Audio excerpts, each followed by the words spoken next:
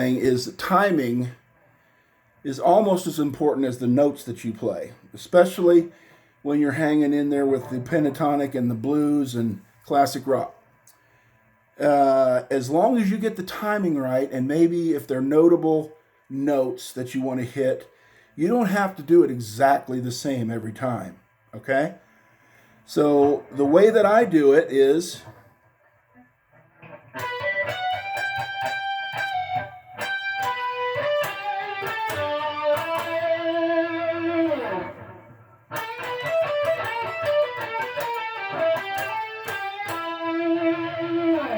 okay. Now that looked very, very complicated. It's really not. Okay, but it is to the fact that I set this up to do it the same way at least every time with my fingers. So I'm barring the first and the second on the 12th. And I pull and I start on the third string, 14th fret, and when I do that, after I hit that, I'm striking down and I want to hit this right after it, which is basically the same note as when this bends up. See what I'm doing?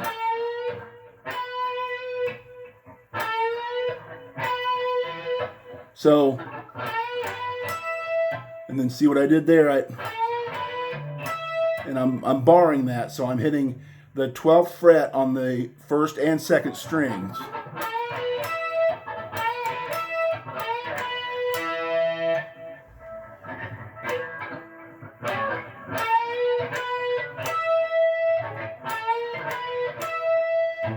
Okay, so then it's and then you're just going to follow pentatonic down.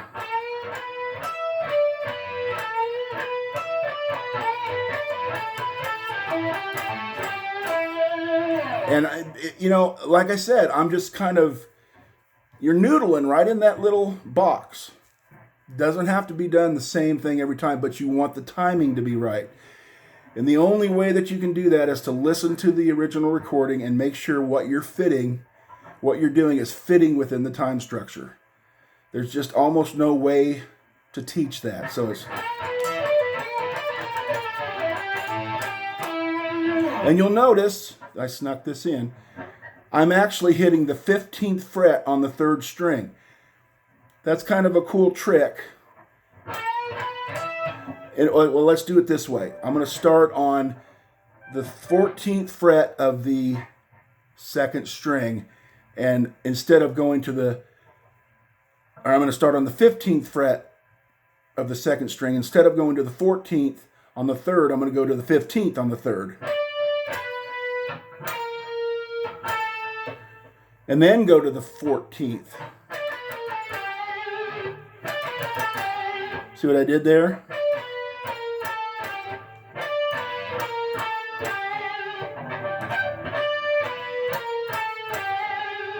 So,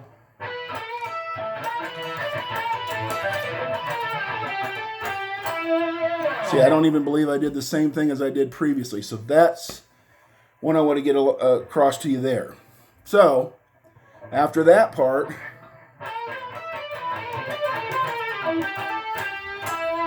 then we'll go down here. I got to move. Okay, and then third string, second fret, bend up. Basically the same as what you're doing here. You're doing it an octave lower. So,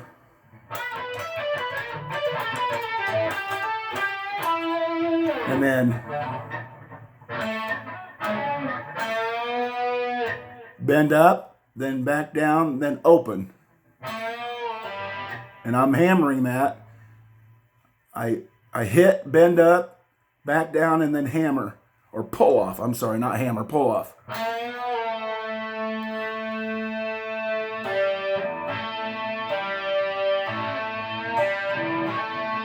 See what I'm doing there?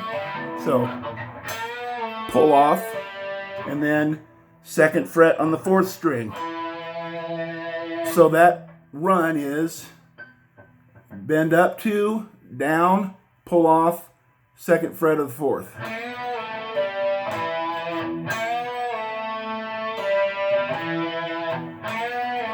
Pull off, pick. And you'll get more proficient at that as you practice it. It's just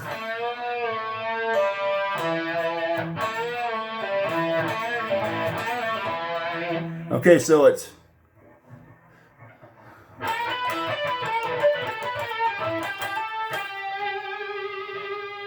and then okay, then the next part is 5th string, 2nd fret, open, 4th string, and you'll notice what I did here. Another little trick is I didn't start here. I started here, but immediately you slide up to the 2nd. See what I'm saying? Sounds much different sound. So 5th string, slide up to the 2nd, open on the 4th string, 2nd fret, 4th string, open on the 3rd string, and then bend this again, but just let it ring out.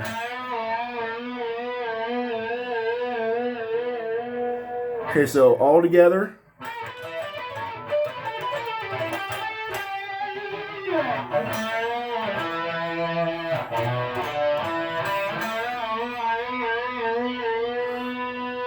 And then after that, then you want to go slide up to the 4th fret, 3rd string, and then right immediately after that, with this, strike the 3rd fret on the 2nd string. So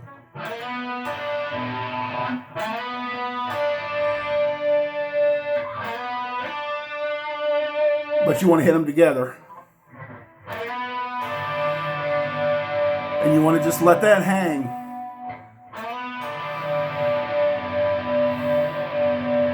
Until you go up to this high part again. So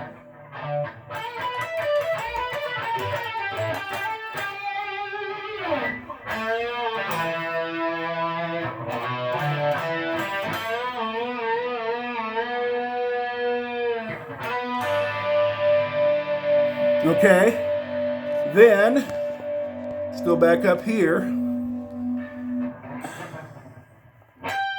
Okay, so to start this here, you are on the 15th fret, 1st string, then to the 14th on the 1st string.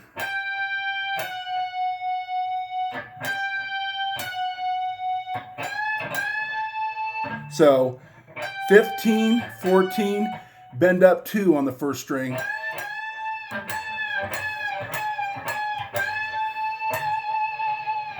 So then that's just what it does there. It just, and again, you don't have to do it exact. You just feel it. That's what you want to. You want to feel. When you play this kind of guitar, you want to feel it.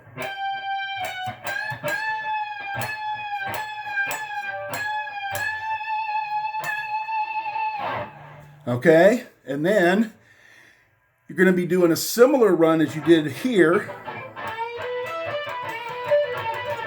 but this starts up here.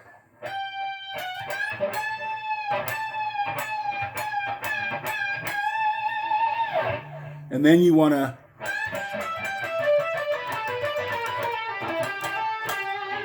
you're basically doing the same run, except you're starting on the 1st fret up,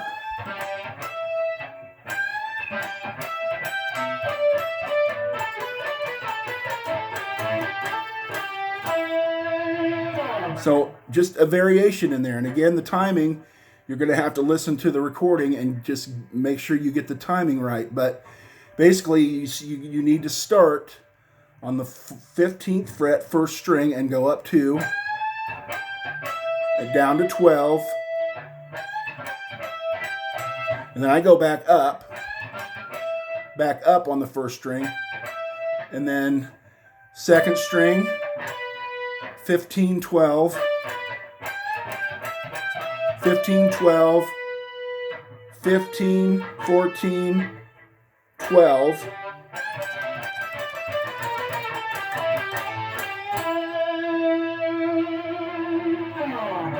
And then after the lead, it just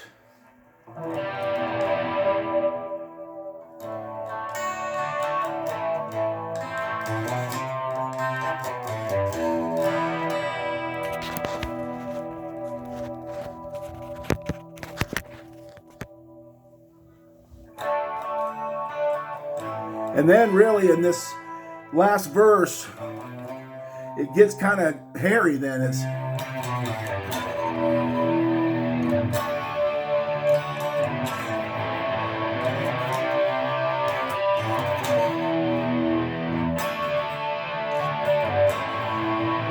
and then here's the end of the verse.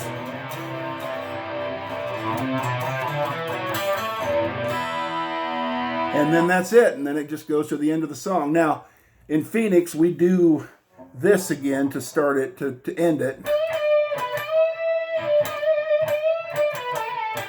April Wine doesn't do that, at least on their studio, so it's not necessary, but that's just how we end it. So hopefully this wasn't too complicated for y'all. And here I am in my quarantine hair, beard down to my navel. Not really. But anyway, you didn't want to see my face anyway, but any questions, let me know. I know this was a little bit complex and involved, and it's not live, so I can't really take questions. But if you have questions, let me know. And even if I need to do a follow-up, I'll do that. So everybody take care, and Comfortably Numb will be coming here probably tomorrow. Thanks for watching, and everybody stay safe.